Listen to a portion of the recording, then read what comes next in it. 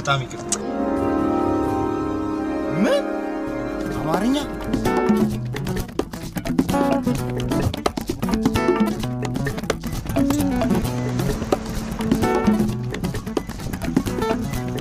አንቺ ምን ላርግ?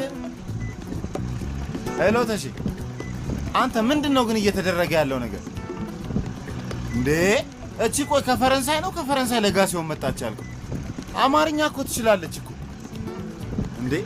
ያ ሁሉ ሰዓት የሰው አማርኛ ስትሞጨሙጭ ከርማ ድንገት በጎጃምኛ ጤና የለህም ብላ ቀልቤን ታበረዋለች እንዴ?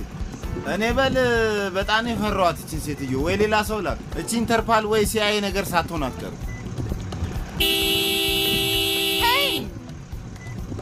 እሰይ በአማርኛ ክላክስ የለሽ ታሺ። እኔ እውነቴን ነው የምልህ፣ ይኸውልህ ትሰማኛለህ? እቺ ልጅ የሆነ ነገር ብታረገኝ ወይ ባረጋት ውርድ ከራሴ አያቶቼን ከነ6 የልጅ ልጆቻቸው እና አጎቴንም ራስ ትጦራቸዋለሽ።